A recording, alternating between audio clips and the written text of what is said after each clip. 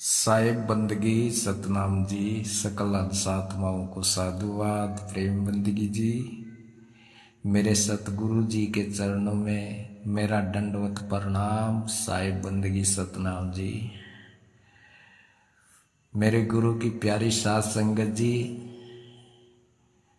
अब ये रंभदूत काला नाग तिल मिला रहा है। जैसे हमारे कल संतोष भाई जी ने अपने सत्य विचार सबके सामने रखे, तो ये उसको फोन कर करके धमकी दे रहा है। बोलता है कि तू मेरे सत्य क्यों दिखा रहा है, तू क्यों मेरी इज्जत उछाल रहा है, जबकि कोई इज्जत है नहीं है इसकी। तो ये ऐसे धमका रहा है हमारे भाई को कि तूने क्यों ऑडियो डाली है। क्यों? क्योंकि इसकी सच्चाई, इसकी झूठ से जब कोई भाई पर्दा उठाता है तो ये तिल मिला जाता है काले नाग की तरह। क्या बोलता है ये? नाग हूं मैं नाग, काला नाग, सामने आए तो अपने बाप को भी डस लो। फिर ये गुरु और ये चेले, ये दुनिया क्या चीज है मेरे आगे। नाग हूं मैं नाग, काला नाग। तो ये फिर ऐसे धमकी देता है। फिर ये देश, ये दुनिया क्या चीज है बोला मेरे आगे, सबको डस लूंगा मैं और यहां से झोला उठा के भाग जाऊंगा। यही काम है इसका रमदूत का। तो यही काम इसने संतोष भाई के ऊपर किया। तिल मिला गया और उसको बार बार डंक मारता है। क्या मतलब है भाई तेरा फोन करने का, हमारे संतोष भाई को परेशान करने का? हमसे करना बात, हमको क्यों नहीं कर रहा है बात? क्योंकि हमारे से बात करने के लिए इसको जन्म लेने पड़ेंगे कई, और शब्द का अनुभव करना पड़ेगा, तब जाके हमारे से बात कर पाएगा ये। ऐसे तो हमारे से बात कर नहीं सकता ये, क्योंकि इसके पास कोरा झूठ है और झूठड़े हमारे आगे नहीं आ सकते। हमारे आगे सत्य बोलने वाला ही, सत्य पे टिकने वाला ही हमारे से बात कर पाएगा। ऐसे ऐसे हमारे से बात नहीं कर सकते झूठड़े, एक नंबर के ढोंगी, पखंडी, राजनीतिक, ये ऐसे लोग हमारे सामने नहीं टिक सकते। तो गुरु की प्यारी साध संगत जी, जो दीपक भाई ने जो इस पे डंडे मारे थे पंजाब के नाम से कि कहाँ गई तेरी 2 टके की KGF, तो इसने क्या किया, अपने 5-10 बंदे वहां भेज के फोटो वीडियो उनकी बना के स्टेटस पे YouTube चैनल पे डाल रहा है।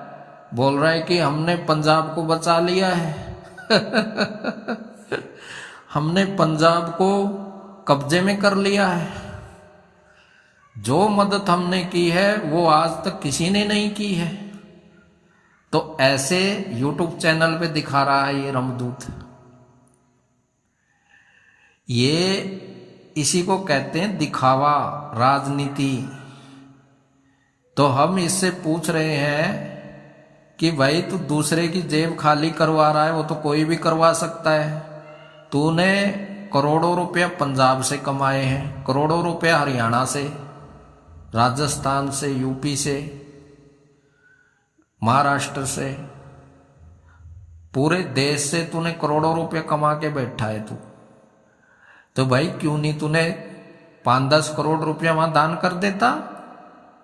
फिर तो हम भी मानते सब लोग कि हाँ भाई ये सही है, सच्चा है। लेकिन खुद की तो अठन्नी तक इसने दान नहीं की वहां पे। और बेचारे भोले वाले जीवों की जेब खाली करवा रहा है उधर आटा चावल डलवा डलवा के। अरे खुद तो दान कर लेता, इतने करोड़ों रुपया तूने पंजाब से कमाया है, हरियाणा से कमाया है, अब मौका था वहां दान कर देता।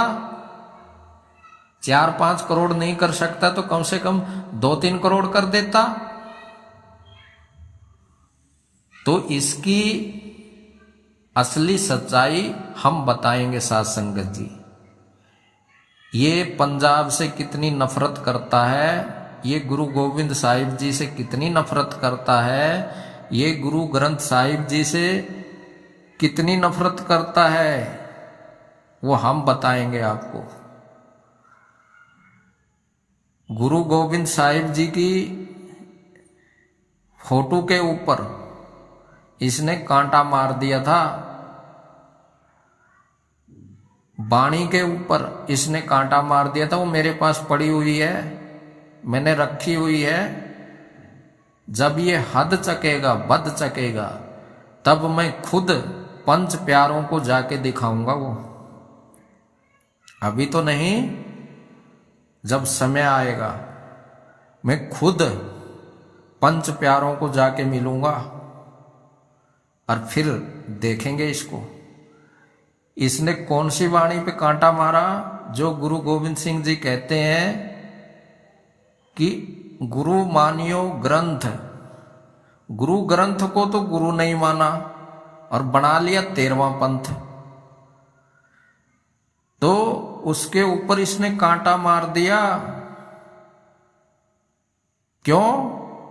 क्योंकि ये बर्दाश्त नहीं करता सिख पंथ को, ये 13वें पंथ को, शब्द गुरु को स्वीकार नहीं करता। जो शब्द गुरु गुरु गोविंद सिंह जी हमें दे के गए हैं 11वें गुरु की सहन, उसको ये सहन नहीं करता। क्योंकि इसने अपना खुद का पंथ जो चलाना है, इसलिए इसने कांटा मार दिया उसके ऊपर। तो अब आप देख लो ये कितना प्रेम करता होगा पंजाब से। वहां क्यों अठन्नी देगा ये?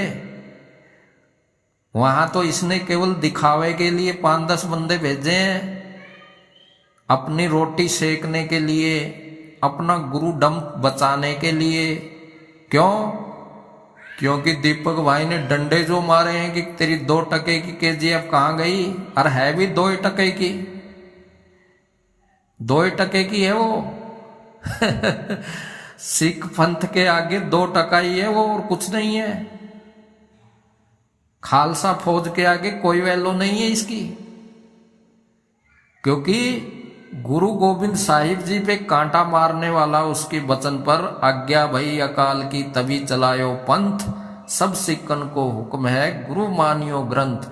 जो इसके ऊपर गुरु ग्रंथ के ऊपर कांटा मारता है वो कितना प्रेम करता होगा सिक्की से? नहीं करता है। तो कोई बात नहीं है। ये जो दिखावा है ना इसका, ये बहुत जल्दी ही सबके सामने आएगा और फिर इसको पता चलेगा कि भाई ये दिखावा ज्यादा दिन नहीं चलने वाला है तेरा। तो मेरे गुरु की प्यारी साध संगत जी, आपने देख ही लिया होगा इस काले नाग का माया जाल, दिखावा। दिखावे पे खुश होता है ये।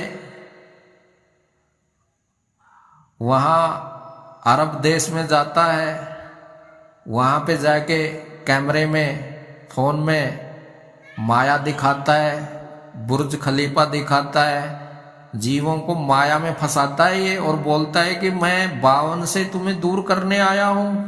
और खुद साला 52 में फंसा हुआ है, माया में फंसा हुआ है, कागज की पुड़िया में फंसा हुआ है। कहां लेके जाएगा ये कागज की पुड़िया जोड़ के? ये दुनिया कागज की पुड़िया, बूंद पड़े गल जाना है, रहना नहीं देश बेगाना है। तो जब ये बेगाना देश है तो यहां अपनी ऐसी तैसी करवा रहा है। तुम क्या कर रहा है इस बेगाने देश में? साथ में खाए जा रहा है, हगे जा रहा है, और साथ में बोल रहा है ये तो बेगाना देश है, ये तो छोड़ के जाना है।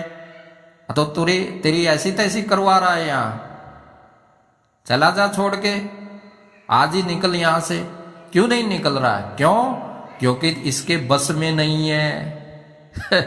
छोड़ना इसके बस में नहीं है।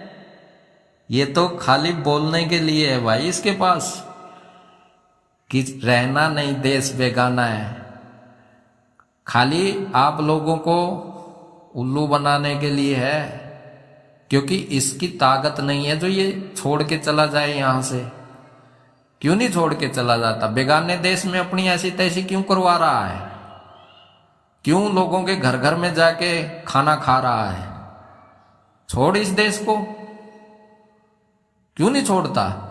तो नहीं तो हाथ खड़े कर ले कि मेरे बस की बात नहीं है इसको छोड़ना। क्योंकि समय में बंधा हुआ है ये रंभदूत भी, सब समय में बंधे हुए हैं। समय से पार केवल एक ही है, वो परम पिता परमात्मा। उसका पार कोई नहीं पा सकता। अगर ये पा गया होता तो छोड़ के चला गया होता यहां से। क्यों नहीं छोड़ रहा है? यहीं पे फंसा है, फंदे में, फंदा पड़ा इसके गले में। बात करता है बड़ी बड़ी और ज्ञान नहीं है दो कौड़ी का भी। तो भाई आने वाला समय बहुत इसके लिए बहुत खतरनाक आने वाला है, क्योंकि सब नेतागण झोले उठा उठा के भाग रहे हैं यहां से। और फिर इन बाबा लोगों का भी नंबर लगेगा। इनको भी संगत दौड़ा दौड़ा के उठा उठा के पटकेगी इन बाबा लोगों को। अरे ये परमात्मा का भेद बताते हैं, बोलते हैं भेदी लीजिए साथ में। तो भाई परमात्मा का भेद तो तुम बता देते हो, एक तुच्छ प्राणी का भेद तुम्हें पता नहीं है, उसके मन में क्या चल रहा है। और जो सारी सृष्टि का जो मालिक है परमात्मा है, उसका भेद तुम बता देते हो। बताओ, एक तुच्छ जीव का आता पता नहीं है तुम्हें कि कल क्या घटना घटने वाली है, वो तक तुम्हें पता नहीं है। और परमात्मा के भेदी बने बैठे हैं। बताओ, बोलते परमात्मा का भेद बता सकते हैं हम। वाह भाई वाह, जिसका रंग रूप नहीं है उसका तो ये भेद बता देंगे, और जिसका रंग रूप है उसका आता नहीं पता है इनको। बताओ किस चीज के भेदी हैं ये।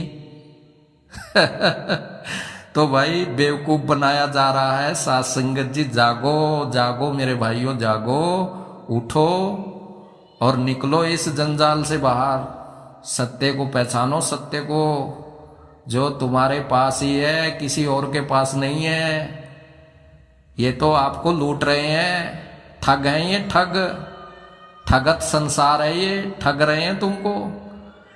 बड़े बड़े दावे दिखाते हैं, बड़ी बड़ी बातें सुनाते हैं, और खुद जीरो हैं, खुद शरीर से निकल नहीं रहे हैं। इधर ही बैठे हैं कुल्ले रख के अपने, इधर ही खाते हैं और हगते हैं। तो भाई इसी तरह से मैं आपका मार्गदर्शन करता रहूंगा। सब भाइयों को मेरा साधुवाद। साहिब बंदगी जी, सतनाम जी।